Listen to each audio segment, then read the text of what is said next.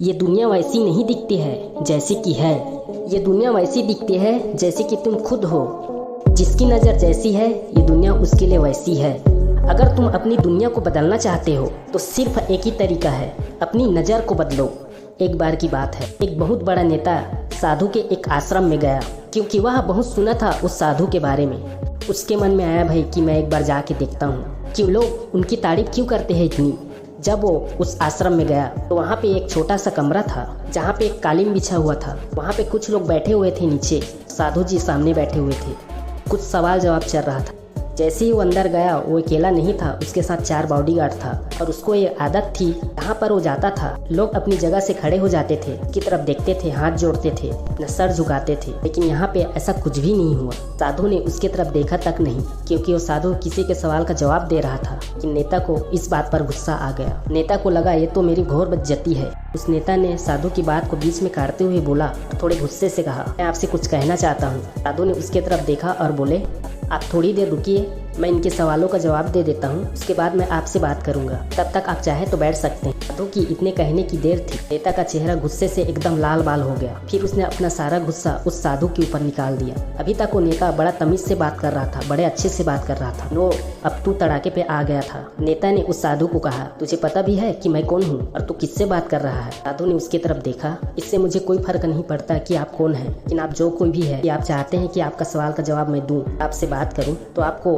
कुछ देर रुकना होगा। और साधु की ये कहते ही नेता गुस्से से एकदम पागल हो गया। तो वहीं सबके सामने चीखने और चिल्लाने लग गया, अब मैं तेरी असली औकात दिखाता हूँ। तूने मुझसे पंगा लेकर ठीक नहीं किया, तुझे पता भी है मैं तेरे बारे में क्या सोचता हूँ। साधु ने उसके तरफ देखा और बड़े प्रेम से कहा, मुझे इससे कोई फर्क नहीं पड़ता है कि आप मेरे बारे में क्या सोचते हैं, आप जो चाहे आप मेरे बारे में सोच सकते हैं। फिर उस नेता ने बोला, तू जो सुनना चाहता है कि नहीं, मैं तुम्हें बताऊंगा यहीं और सबके सामने मैं तेरे बारे में क्या सोचता हूँ। तू एक बहुत ही घटिया इंसान है, तू कोई साधु नहीं है, पखंडी है, ढोंगी है। यहाँ पे जितने भी लोग बैठे हैं सबको बेवकूफ़ बना रहा है। तेरा बस एक ही मकसद है कि इन लोग के जेब में जितने भी पैसे हैं वो सब तेरे पास आ जाए। तू अपने फायदे के लिए इन लोग का इस्तेमाल कर रहा है। अब मैं तुझे नहीं छोड़ने वाला, तेरा पर्दाफाश करके रहूँगा पूरी दुनिया के सामने। लेकिन उसके इतने बोलने के बाद भी साधु के चेहरे में हल्की सी मुस्कान बनी ही रही। ये देखकर और तिलमिला गया वो नेता। अब बहुत हुआ, अब यहाँ मैं 1 मिनट भी नहीं रुकने वाला। लेकिन अभी भी तेरे पास मौका है। अगर तू मुझसे माफ़ी मांगना चाहता है, अगर कुछ कहना चाहता है तो कह सकता है। इतना सब होने के बाद भी साधु बिल्कुल शांत था। उनके चेहरे पर एक मुस्कान थी। उन्होंने अपनी आंखें बंद कर ली। फिर साधु ने अपनी आंखें खोली, हाथ जोड़े और कहा कि मुझे आपसे कोई गिला शिकवा नहीं, मेरे मन में आपके लिए कोई गलत ख्याल नहीं। जो भी आपने मेरे बारे में कहा वो आपकी सोच थी, तो मुझे आप में कोई बुराई नज़र नहीं आई। मुझे तो आप बहुत ही भले इंसान लग रहे हैं। साधु के इतना कहते ही नेताजी का दिमाग 7वें आसमान पर पहुंच गया। उनके चेहरे पर एक अजीब सी खुशी थी कि वो साधु ने वही कहा जो बाकी लोग उस नेता को कहते थे।